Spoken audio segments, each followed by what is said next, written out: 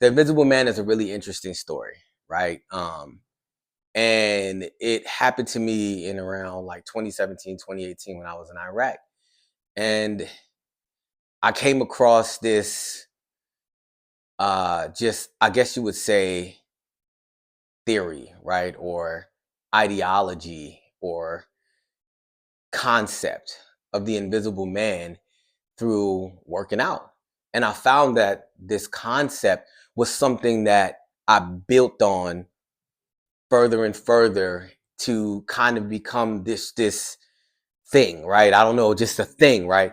So I was in Iraq, and I had never really lifted weights that heavily before.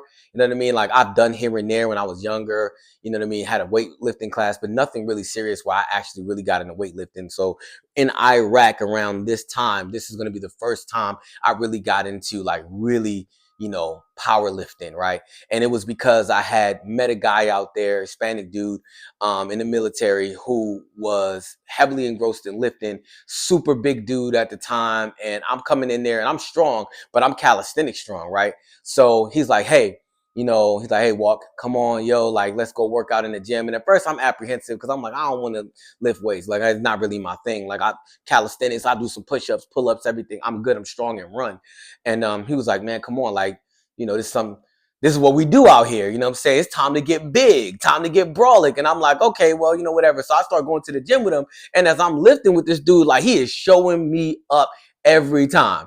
Like, I cannot keep up with him. He's like, his stamina level, you know what I'm saying, his strength, I'm literally just like behind leagues, right? So in my mind, I'm a very competitive natured person.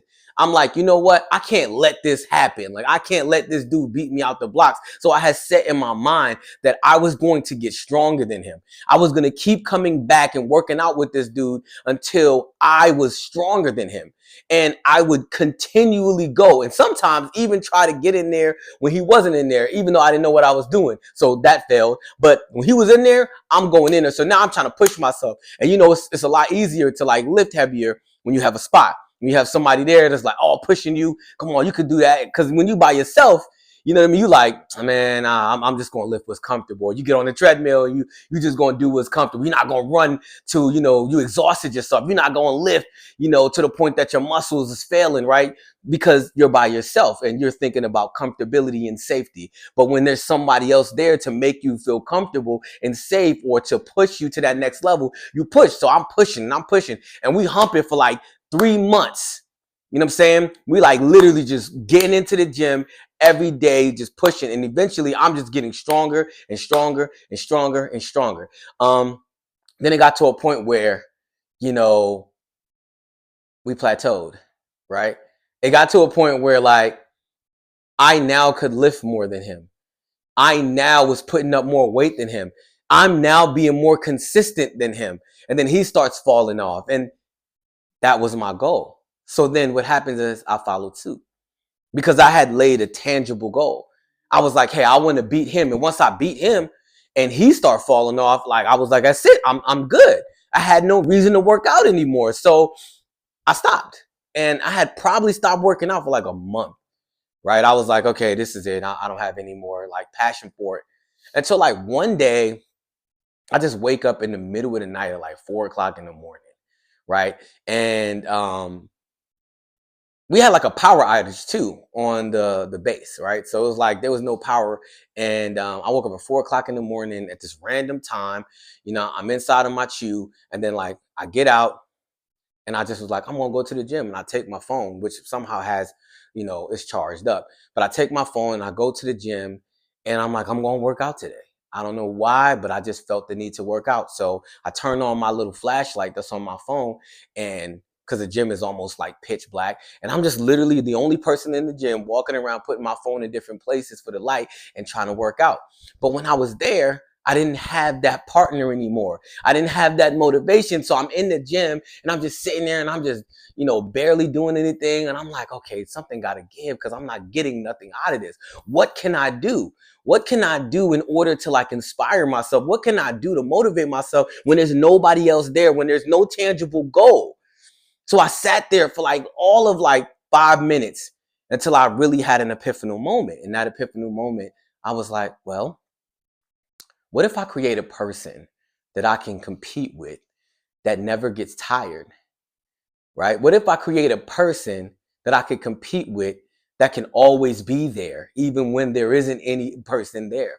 What if I create a person that's a goal for me, something that I can always aim to try to achieve or reach for? And I was like, the invisible man. I was like, I can create a person in my head that I can now compete with in order to motivate myself and inspire myself to push beyond. That was my spot. That was my gym partner. That was the person that now was going to take me to the next level. So I got revitalized, and I start to envision that when I did 10 reps, that person did 12. So I got to try to hit 12 or 13.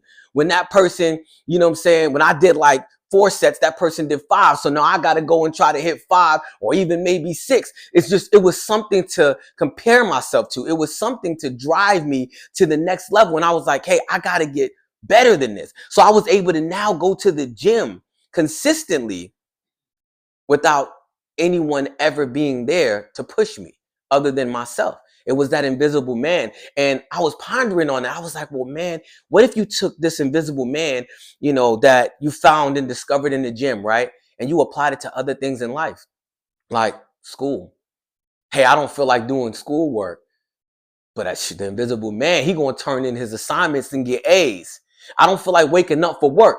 Well, the invisible man is up at 4:30 a.m. So are you gonna get up? Well, I don't feel like showing up as my best self for work. Well, my invisible, competitor is going to show up and he's going to show out. So I started to compete with this person. This person became my driving force. I didn't need nobody else because I was competing against the invisible man. And then I realized the invisible man was the person that I wanted to be.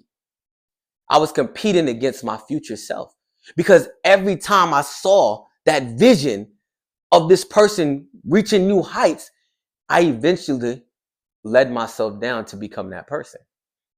So then something occurred to me. I was reading a book. I think it was one of my sociology classes, and it was saying about how man always needed something else greater than themselves to believe in order to live a fulfilled life. It was somewhere, one of my books, I can't remember. Because at the same time, I was still taking classes too, you know what I mean, to finish my undergrad. And it said a man needs something greater than himself to dedicate himself to in order to live a fulfilled life. And I was like, well, God, right? Well, God is that invisible man. I was like, that is what we believe in. We have a standard that was set by God. We have a standard that was set by Jesus. We have a standard that was set by Muhammad. We have a standard that was set by the Buddha. All of these invisible people who may have been real, right? But now are invisible to us, who are now a standard that we use in order to pattern our lives after. And then we follow that path. And we all need that. And I discovered that just by working out. I didn't realize that I discovered God in a gym. I discovered that I needed something greater. I needed something to attach myself to in order to be able to have a fervor for life. And I was like, dang, I started off just by working out, and then I started to reapply that. And I didn't realize that I discovered a relationship with God just from going to the gym. And that ended up springboarding into a relationship with God, because I started to be like, dang, I do need God, because there is a path, and there is a pathway that was left behind for us to follow. And I was like, man, I didn't realize that.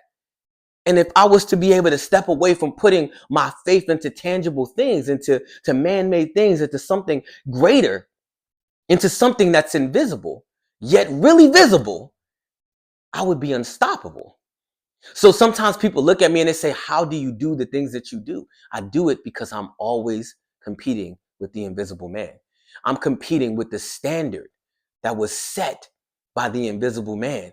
And it's something that I may not ever be able to reach on this earth, but it gives me a guidepost to always keep going after, to keep chasing, to navigate me towards my best self, because I am trying to contend with God. That's my invisible man, and that will always be my invisible battle. That's it.